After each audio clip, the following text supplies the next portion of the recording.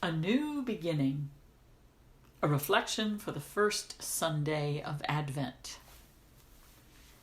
This Sunday brings us back to the beginning of the liturgical year, the sacred cycle that unfolds the great mysteries of our faith, incarnation and redemption, through the seasons of Advent, Christmas, Epiphany, Lent, Easter, Pentecost, and the Sundays of Ordinary Time.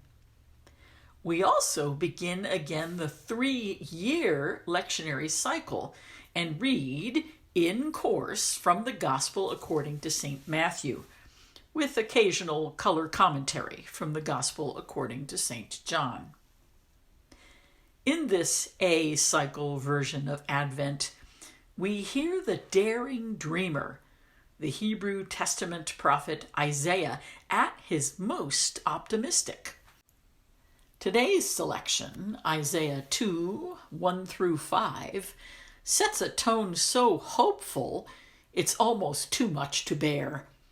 We want to roll our eyes at his fanciful vision, swords into plowshares?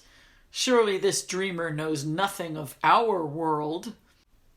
Alas, we must remember that lectionary snippets, like this 5-verse selection from Isaiah, come to our 21st century Sunday Mass ears from a biblical context. This passage sounds like the beginning, but we can see from the citation that these verses come from the 2nd chapter. A peek at the first reveals an Isaiah not with head in the clouds, but with toes in the burning sand of God's judgment on unfaithful Israel. When you spread out your hands, I close my eyes to you. Though you pray the more, I will not listen.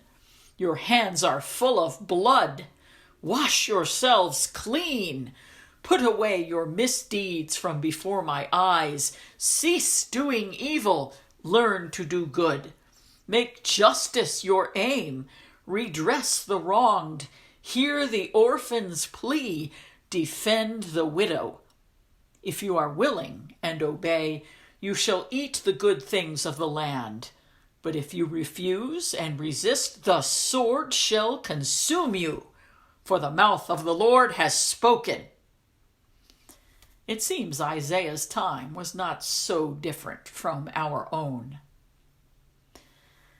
Biblical scholars suggest that the book of Isaiah was assembled sometime after the destruction of Jerusalem in 587 BCE, during the Babylonian exile. The worst had already happened to Israel.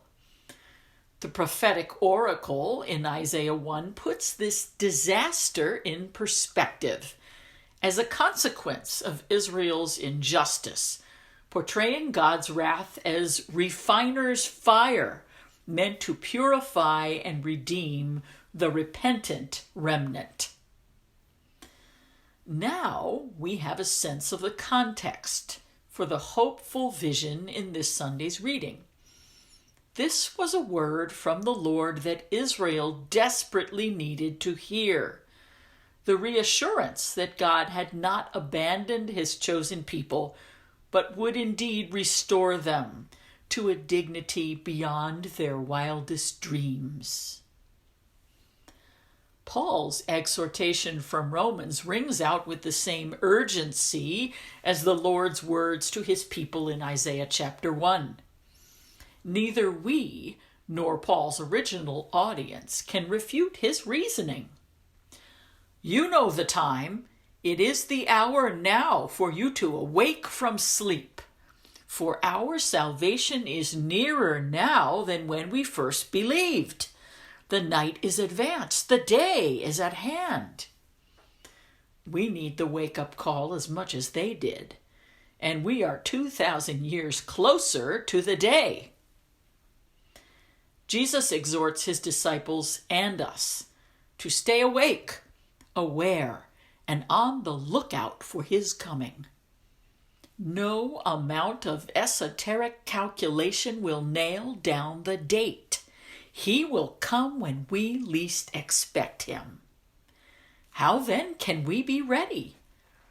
According to my pithy refrigerator magnet, Jesus is coming. Look busy. I suspect, however, that Jesus will be looking past appearances into our hearts and then outward for the good fruit of grace, love of neighbor manifest in word and action.